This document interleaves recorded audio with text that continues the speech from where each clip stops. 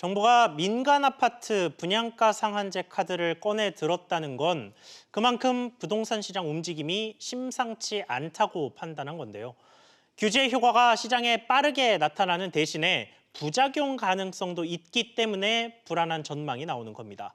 관련해서 황인표 기자와 조금 더 자세히 짚어보겠습니다. 자, 황 기자. 네, 이게 시행이 된다면 어쨌든 무주택자들에게는 유리한 거죠. 그렇습니다. 뭐 로또 아파트란 말 들어보셨을 겁니다.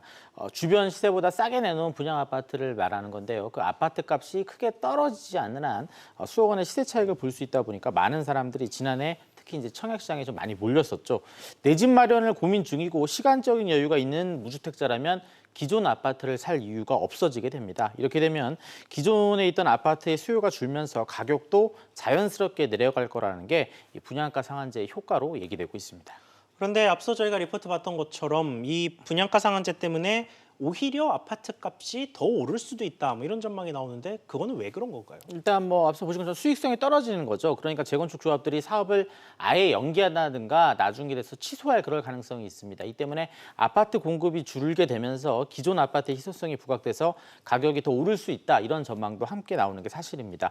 뭐 일단은 정부가 의도했던 것과 정반대 현상이 나타나는 건데 이럴 경우 공공분양 아파트를 늘리는 등의 대책이 필요할 것으로 보입니다.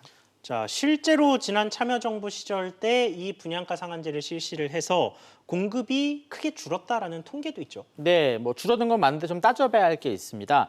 일단 2007년에 그 23만 가구에 가까웠던 민간 주택 공급량이 보시는 것처럼 상한제 실시 후 2008년 들어서 14만 가구까지 떨어진 건 사실입니다. 예. 그런데 보시는 것처럼 2008년엔 글로벌 금융위기가 있었죠. 그해 4분기 우리나라의 성장률이 마이너스로 돌아서는 등 경제 상황이 워낙 안 좋다 보니까 이 주택 공급도 자연스럽게 준 것 아니냐, 이런 분석도 함께 나오고 있습니다. 자, 그러면 실제로 나중에 상한제가 뭐 정권이 바뀐다든가 하는 이유로 좀 폐지되거나 완화가 됐을 때 부작용은 없을까요? 일단은 그동안 재건축을 못했던 아파트들이 한꺼번에 용수철처럼 튀어 올라서 너도 나도 재건축을 이제 하겠다, 이렇게 나서면서 특히 이제 서울 같은 경우 재건축 시장이 상당히 불안해질 그럴 가능성이 있습니다.